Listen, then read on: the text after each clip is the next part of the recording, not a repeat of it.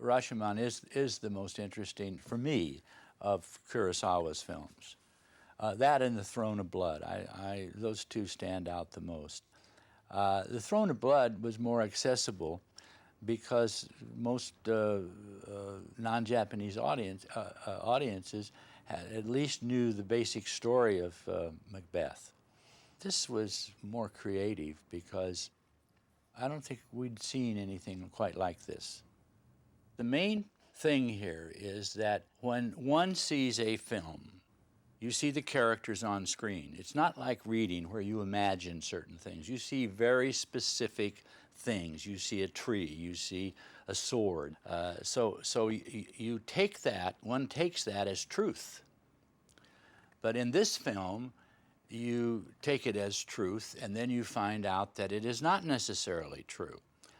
And you see these various versions of the episode that has taken place that these people are talking about. And you're never told which is true and which isn't true, which leads you to the proper conclusion that it is all true and none of it's true.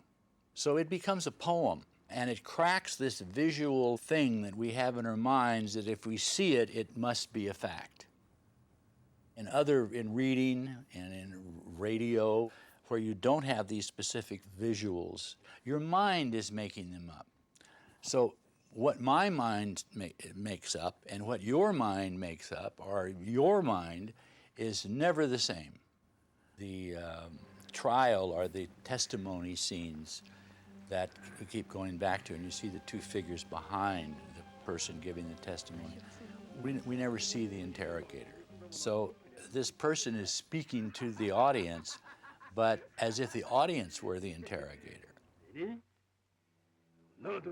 It's as if I, the audience, were saying, what happened? I saw, this other guy told me something else, and you get a different version of it. There's one fact that takes place in all of them, and that's the death of this one man. The rest of it is, it's a poem, and it's dramatic, and it works. And it changed, I think, it certainly changed my perception about what is possible in film and what is desirable. You just have to be able to let the audience come to that conclusion, and they say, oh, that isn't what happened. And everybody that you would talk to about, if you sit down and make a person see the film and ask them questions, you would not get the same answers from anybody, which is the art of art. That's what art is. It penetrates your intellect, your mind, and your experience in history has to react on this new information. But you're reacting from your own persona on it, and that's what gives it the power, I think. The camera work was fantastic. You were always under these leaves, and so it wasn't clear. The look of the film tends to diffuse it. It's like a painting if you paint impressionistically. Had he shot that whole film, for instance, under an open sky, it would be quite a different film. But putting it into that dapple, you never knew where you were or where you weren't.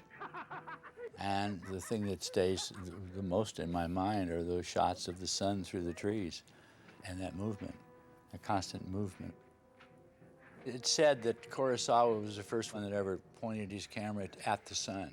I was shooting television then, and when I saw that, I went to work the very next day and I absolutely emulated one of those shots. I don't remember what the piece was even, but I remember I had someone in a swing, and I kept swinging, had the camera in the swing, and I'd swing up and see all that stuff through it. I was fascinated with that.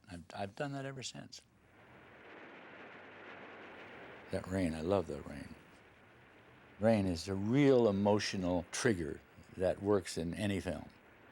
I love weather and rain or extreme heat or wind or snow, anything that's excessive, because it gives you another blanket, so to speak. It gives you another layer that the audience can relate to sensually. I mean, to me, Every element of that film was part of that film, part of the poem. The acting style of Mifune and the Japanese actors is quite different from the English-speaking European styles of acting. It served me. The woman particularly I thought was good. The Mifune character I might have felt was a little exaggerated, but that's the music of that culture. A Japanese person will never see the film the same as a non-Japanese person will. The Japanese culture knows that history of the samurai, like we do the American Western. Every culture has their own set of what you grew up as children. So we miss a lot of that in this film because we just don't have the background. But the best thing about it was, for non-Japanese audiences, is that there was not a lot of dialogue. It was a visual film, and the titles are almost like just to keep you up with it. You know, it's the visual stimulation that hits the audience. That's the reason for film. Otherwise, we should just turn the light out and call it radio. So it's a great film. It certainly had its influence and continues to have an influence on me.